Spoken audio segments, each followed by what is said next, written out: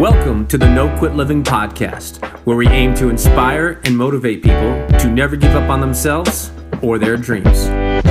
We will chat with highly successful people from all walks of life and discuss what motivates and drives them to successfully attack life head on and never give up. Welcome to episode number 8 of the No Quit Living podcast. I'm your host, Christopher J. Worth, and today's theme of the day is mastering the basics. Our quote of the day comes to us from Bruce Lee. I fear not the man who has practiced 10,000 kicks once, but I fear the man who has practiced one kick 10,000 times.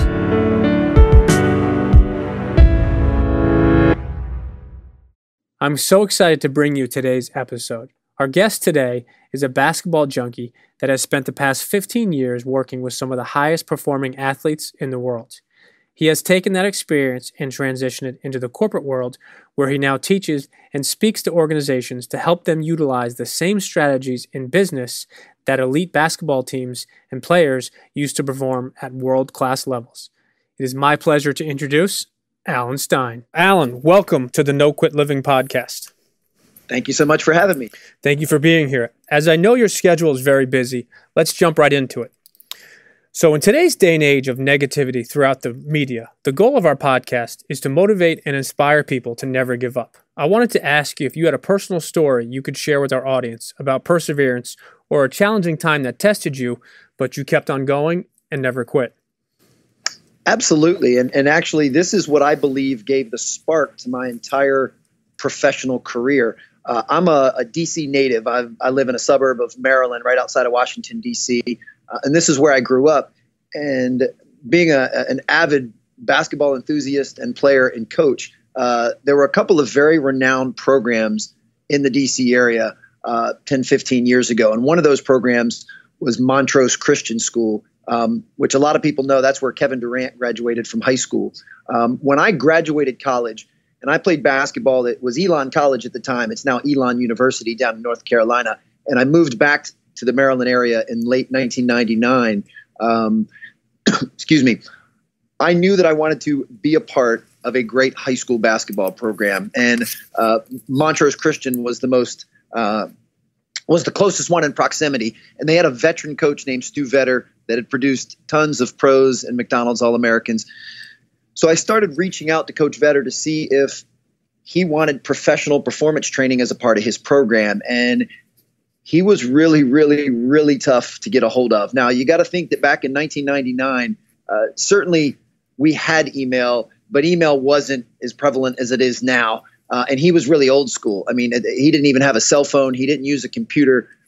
So I would handwrite him letters, and I would actually fax, because that was the only number I could find to his office, basically offering my professional services to be a part of his team. And everything went unreturned. And it got to the point where I would still write a letter monthly, and I'd almost laugh while I was writing it because I had a feeling it was just going off into an abyss somewhere. I never heard back. This went on for well over a year, almost 2 years of calls, leaving voice messages at his office, faxing just quick hellos, which is something we do by email now, and handwriting letters, and still heard nothing. But I don't know if you could say I'm relentless or I'm stubborn, or maybe it's a combination of both. But I don't like when people don't get back to me, and I stay on them. I put the full court press on them. And randomly, I was just making one of my monthly calls, and for the first time in almost 2 years, somebody picked up the phone on the other end. To be honest, I was shocked. I was ready to just leave my standard voice message, but to hear another human being was incredible. And it was actually their associate head coach, one of their assistant coaches, who's a really good friend of mine to this day, named David Atkins. Coach Atkins now works with the Washington Wizards and is in charge of all their player development. So a really accomplished coach. And he just randomly picked up the office phone that day, and we got to talking. And as luck would have it, Coach Vetter had basically just delegated the responsibilities of a strength and conditioning program to Coach Atkins the day before. He knew that he really didn't know much about that. And then here I am the next day kind of calling and offering those services. So it was kind of fate intervened. So we set up a meeting. I went over to his place at the office, and we talked for a little bit. And I kind of shared my philosophy on training and how I thought I could help him. And one thing led to another. And that started my run at Montrose Christian, working as their performance coach for 7 straight years. Montrose was one of Nike's flagship programs. So me being able to be a part of the Montrose program, in addition to being around great players like Justin Anderson and Terrence Ross and Kevin Durant and Gravis Vasquez, and learning from great coaches like Stu Vetter and David Atkins, it also got me introductions to the people in Nike basketball, which then allowed me to work different events through Nike. So, me being, again, whether you want to call it perseverance, relentlessness, or just downright stubbornness, but staying on top of that for almost 2 years led to the spark that really started my entire professional career. That's an awesome story. And I think so many people would have given up a week or two into, but I think your story just tells really who you are and indicates the importance of staying on people. And there's a way to do it being professional. And obviously you had a goal, an end in mind, but you obviously stayed on it. And all you needed was that one pickup of the phone call, which obviously you have created that relationship today, which still goes on many, many years later. Yeah. Byron Katie has a quote that says, basically you can have anything in the world that you want if you're willing to ask 1,000 people for it. And in order to ask 1,000 people, you have to be prepared to get 999 no's. And when you learn to become resilient to the word no, and you learn not to personalize quote unquote rejection, it becomes much easier. I'm very resilient when it comes to that now. I'm not afraid to ask for the things I want and go after the things that I'm passionate about, because the worst case scenario is someone can say no. And when you really look in the broad scheme of things, it's not that big a deal. I've always believed that rejection, while it's very understandable, is kind of made up. It's almost false. I mean, if right now, if you're telling me that there was a position at your school open and I wanted that job, well, currently at the moment, I don't have that job. If I put in my application and I come in and interview and you decide that I'm not a good fit for you, well, then I still don't have that job. I'm not any worse off than I was before, unless I internalize that as rejection and I say, oh, well, I'm not good enough to be a part of their program, or, there's something about me that's not good. And as long as you don't internalize it and personalize it, rejection really doesn't mean anything. So I've become so resilient to that. I get no's every single day of my life, and I just let them bounce off me. And I think that's really helped me keep optimism with my perseverance. That's a great story. I had a sales mentor that taught me the same thing in regards to, if you don't have that person as a client, or to your comment, don't have that job, by asking, one of two things is going to happen. Either you're going to get an opportunity, or you're going to be told no. But either way, you're going to be in the exact same spot if you don't try. So why not try? Because you might succeed. Absolutely. And one other point, I want to make sure that your listeners understand that this perseverance needs to be handled very professionally, very politely, and with respect. I'm not talking about nagging people, or if somebody tells you no, that you keep hounding them to try to change their mind.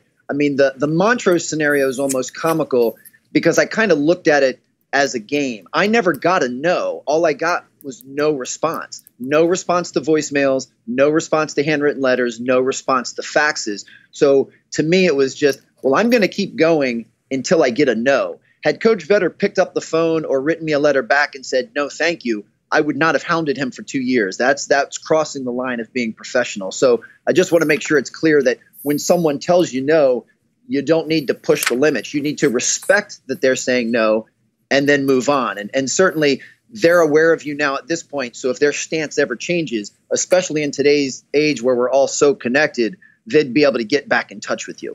Yeah, I think you bring up a very good point. Is there's a very significance between professional persistency and just over the top annoyance. So I think that's a good point. So for the past 15 years, you've worked with some of the highest performing athletes on the planet.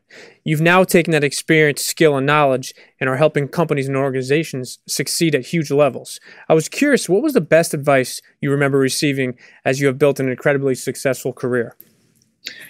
For me, my entire life has always revolved around sport, and more specifically, more around basketball. And, being a part of a basketball team, both, as a player and as a coach, and then also being a solopreneur and running my own business, a performance business, and now, as you just mentioned, going into keynote speaking for businesses, is just so fascinating to me, the parallels between what you need to be successful on the court and what you need to be successful in any walk of life. And, I don't think I really embraced those parallels early in my career. I don't think I had the maturity or the wisdom to understand them. But now that I'm older and have a little more life experience under my belt, again, it's just so fascinating that if you're a great leader, that will transcend any industry. That being a great head coach of a basketball team is not much different than being a CEO of a company or being a leader in the military. I mean, there's certainly some nuances that are different, but the foundational principles don't change. And same thing with being a good teammate or being a good employee. So that's something that's always fascinated me. But as far as the biggest lesson that I think I've learned, and again, this is one I didn't really embrace until I was older and hopefully wiser, and that's the belief in trusting the process. Don't worry about the outcome. Focus on the process. And when you learn to focus on the process, more times than not, the outcome will take care of itself. I had a chance to meet John Wooden, which was really a thrill for me. But I mean, really, John Wooden's legacy, most of what he did was a little bit before my time. I'm 41 years old, so I was born in 76, and that was right in his heyday, of being arguably the greatest coach in college basketball history. But he was renowned for never talking about winning with his teams, only talking about the process. Show up to practice, give your best effort, have a great attitude, and make this practice your masterpiece. And if you do that every single day, then winning tends to take care of itself. And again, when you're talking about a gentleman that's won as many championships as he has, there's a lot of credence to that. And as I've been able to, meet and interact and interview and hang out with coaches like Brad Stevens of the Celtics and Coach K at Duke and Jay Wright at Villanova, all of these guys have that same concept and foundation in place, and that's working on the process. So I would say that's the number one thing, but it's the hardest to do because I think our society really preaches everybody's interested in the outcome. We all want the end result, and I can understand that because that's what's sexy, that's what's attractive, but you got to remember that going back to the process is what matters. And I think the best way to illustrate the process is I'm the least handy person you'll meet. I mean, I have no handy skills. I did not get that gene from my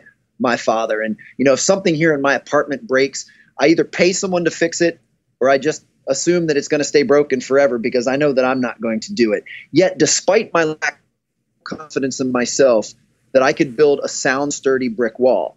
And the reason I have that confidence is because a brick wall and building something brick by brick is so analogous to the process. I have the confidence that I could pick up one brick at one time and set it exactly where it needs to go.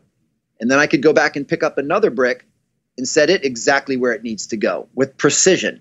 And if I did that enough times, eventually I'd have a sound, sturdy brick wall. But as soon as I would lose focus on each individual brick and start worrying about the wall or the house or whatever it was that I was building, things could get messy. So I think if you can have the brick by brick mentality and focus on each individual brick, things will work out for themselves. So if somebody has a goal, and to be honest, I'm not a big goals guy. I'm much more into setting standards than I am goals. But if you have a goal of achieving something, take that goal and reverse engineer it and start to work backwards and start to look at the little incremental steps, the micro steps, and the bricks, if you will, that are needed to achieve that, and put all of your attention and focus into each little step that you have more control over. And then eventually the goal will take care of itself if it's meant to be. That's a great point. And I was very fortunate back in 2005 to have dinner with John Wooden, and then he invited myself, my wife, and my parents back to his house, and we spent to his apartment. We spent about an hour and a half there, and it was just one of the most amazing experiences I've had. So I definitely understand. And I think you make a very good point in regards to whether you're a big goals person or, as you mentioned, setting standards, is you just make sure that you need to focus on them and go piece by piece. In regards to that, I've heard a story you often tell about Kobe Bryant in a 3 a.m. workout and his dedication to the basics. Would you care to briefly share that story with us?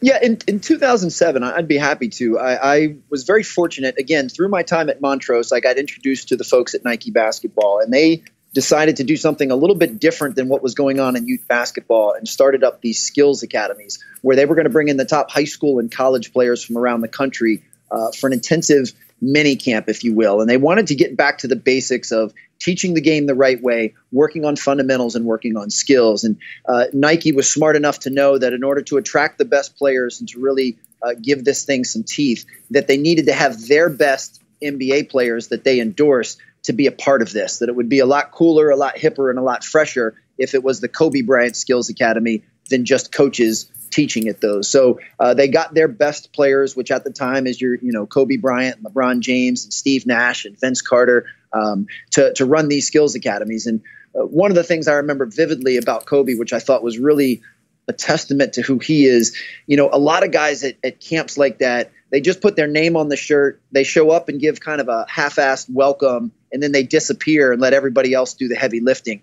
Kobe was so present during that entire academy. He was at every workout. He was watching everything. Anytime he could jump in and talk or demonstrate, he did it. Like, he really wanted to leave his thumbprint on teaching young people the game the right way. And while I was there, I was fortunate to have a chance to watch him do an early morning workout.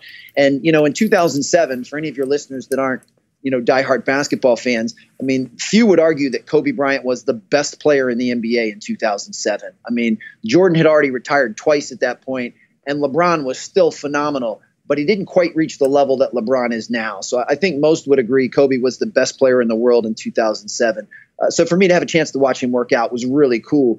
But I was blown away by the simplicity of his workout. Here he is, the best player in the world, does things on the court that are downright magical. And I kind of had the expectation I was going to see a lot more flash and a lot more sizzle during his workout, and was just blown away by how simple and basic it was. Now, when I say simple and basic, I don't mean easy. I mean, his level of effort is unparalleled, and his precision to making sure that his footwork was perfect is also unparalleled. So it wasn't an easy workout by any means, but it was very basic in nature. And later that day at camp, I didn't bother him during the workout. I simply asked him, I was like, Kobe, you're the best player in the world. Why are you doing such basic drills?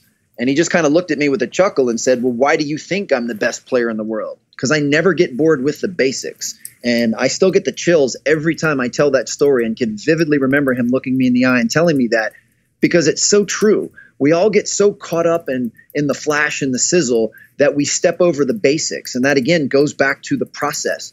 My good friend Jay Billis at ESPN, taught me that, the only way to the top of any ladder is rung by rung. You can't get to the top of a ladder any other way than taking each individual step.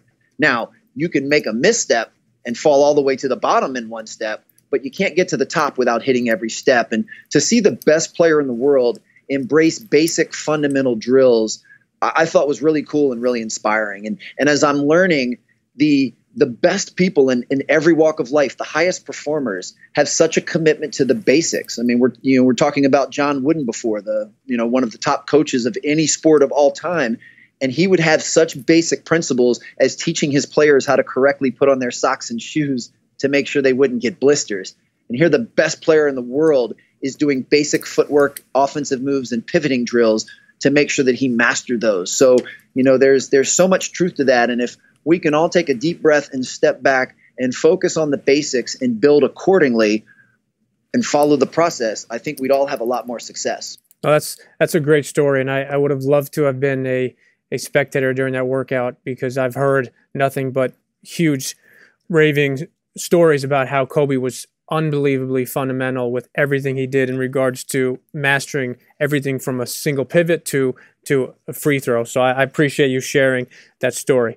Many of our listeners are into personal development. I was curious if you have a favorite book, or if you've read something recently you'd like to recommend to our listeners. I'm sitting here in my home office, and I've, for a performance coach, which I guess some people may assume is a meathead, I've got a pretty extensive library and a ton of books. I'm one of the guys that I'm a voracious reader. And it's funny because I hated reading when I was in school. I never liked other people telling me what I had to read. Once I graduated from school and realized that I had the freedom to read anything I want on whatever subject I want, whatever I found interesting or inspiring, I started devouring books. And I've always made it my goal to read 50 books in a calendar year, which I guess if you allow for 2 weeks of vacation, that's about a book a week, which is pretty aggressive.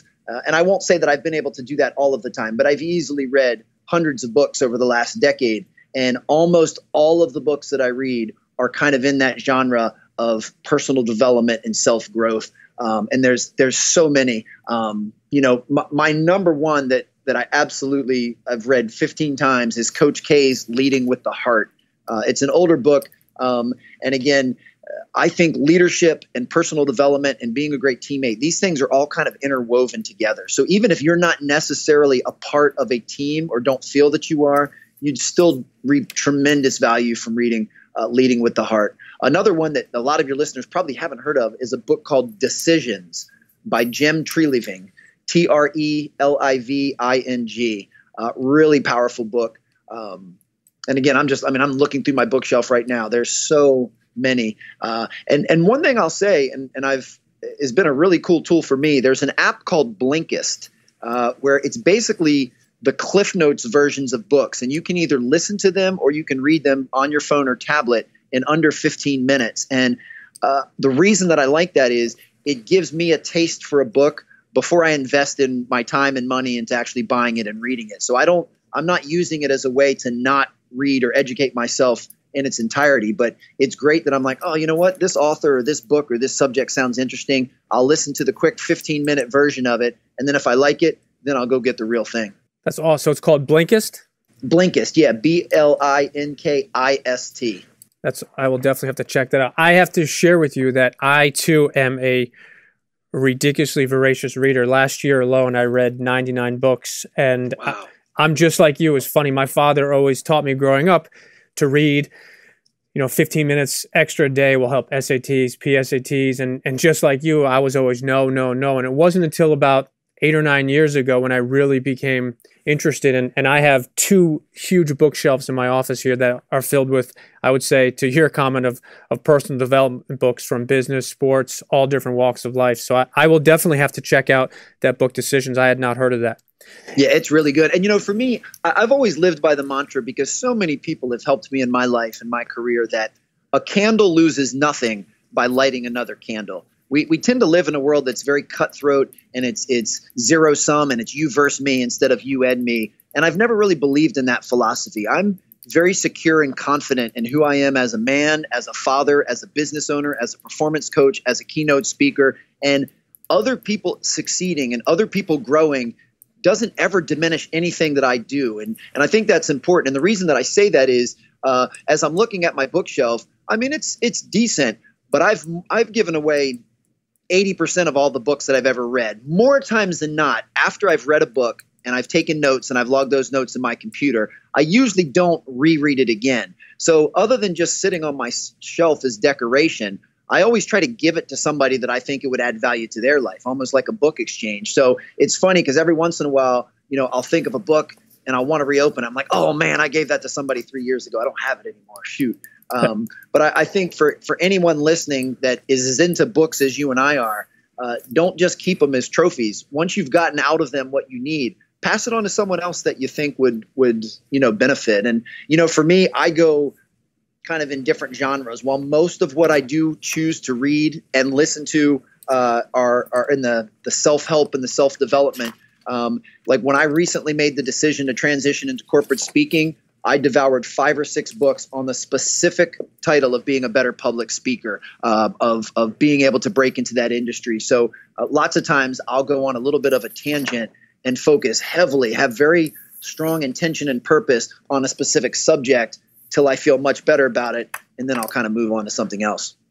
That's a great quote you shared early on in that segment, is a candle loses nothing by lighting another candle. What an awesome segue into a question that's a little bit off the subject, but if you could have dinner with anyone, dead or alive, who would it be and why?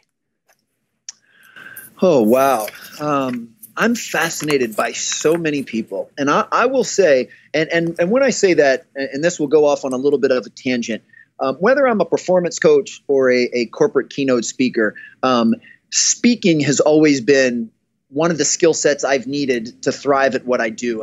At the end of the day, it doesn't matter how much I know about basketball performance. If I can't effectively communicate that to a player or a team or a coach, then it doesn't matter. And it doesn't matter how much I know about leadership or teamwork or mental toughness. If I can't convey that message to a corporate audience, then again, it's rather useless. So communication's always been something that's really, really important and a major pillar of my life. And because of that, I've always gravitated towards studying musicians, especially hip hop artists. I'm a big hip hop fan. and stand-up comics, which I really believe is about the most purest form of speaking that there is. So I study both of those genres. Now, I happen to like hip-hop music, and I like to laugh. So it's not like you're twisting my arm to watch stand-up comedy, but it's not the jokes that I'm interested in. It's their timing, it's their delivery, it's their inflection, it's their body language, it's their facial expressions. It's everything that a hip-hop artist or a stand-up comedian does to make their message resonate and more powerful. Because at the end, they're really just storytellers. They're trying to tell a story through their chosen medium. So I've poured into those. And the reason I say that is, if I had a chance to sit and talk with anyone, there's a good chance it would be in one of those two genres. I'm a huge Louis C.K. fan.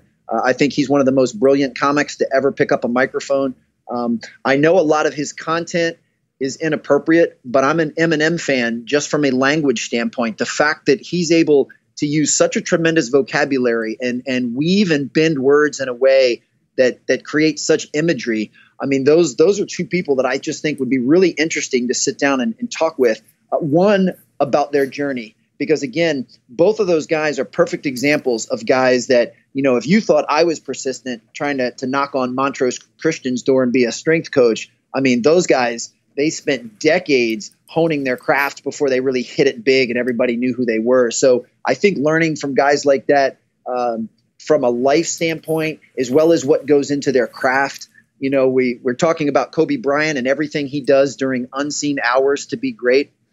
But if you turn on Netflix and you watch an hour-long special of Louis C.K., I mean, he's rehearsed that thousands and thousands and thousands of hours. He's workshopped that. He's done certain jokes in clubs to see what the response was and then changed a joke, just changed one word to make the joke more powerful. Or he's tried to use different body language each time he tells the joke and see which type of body language or facial expression resonates more with the audience. The stuff that happens in unseen hours for greatness to occur is really something that fascinates me. So I'm sure whoever I'd have dinner with, it'd be someone that I could kind of learn that and learn their, their journey. That's awesome. And I'm also a hip hop fan as well as a big fan of comedy. And one of my very good best friends from high school is a stand-up comedian. And he's had a tough time as far as breaking into it at the time he wants to. But he, to your point, is he spends an inordinate amount of time in front of the camera, behind the camera, writing and doing that. So I think you bring up some really good points in regards to the thousands and thousands of hours that people don't see behind the scenes. So before we let you go, Alan, I wanted to just ask you, what is the best way for our listeners to connect or follow you? If anyone has any interest in basketball performance, then puresweatbasketball.com is where I do all of the basketball performance work. What I've done recently is try to almost split my two hats of that's where all basketball performance work will be, and anything on motivation, inspiration, leadership, teamwork, mental toughness, building culture. All of that is at alansteinjr.com, ALANSTEINJR.com. I'm actually having my site built at this moment, should be ready within a week, but there is a landing page there now.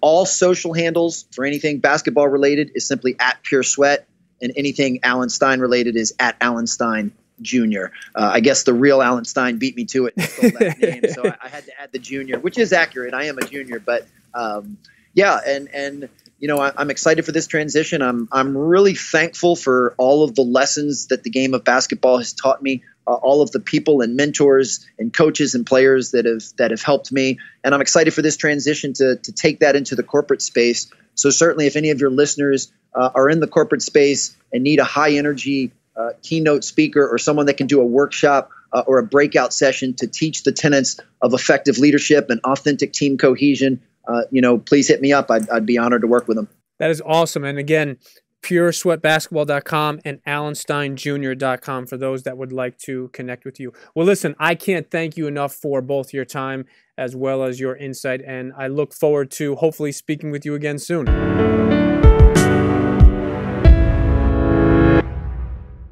To sum up today's episode and our theme of the day, Mastering the Basics, Alan shared some really great stuff with us.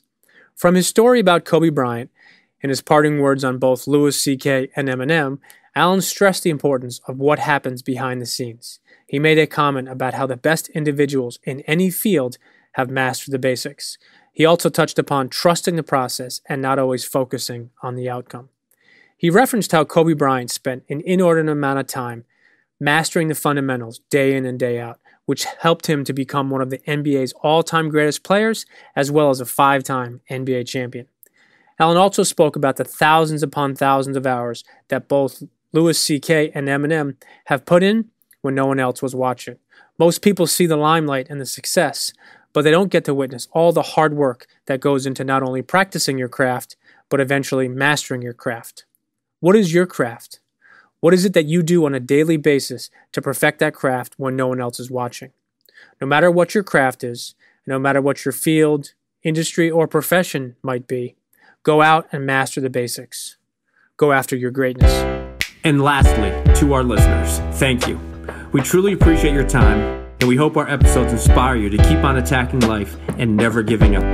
To quote Dr. Norman Vincent Peale, it's always too early to quit.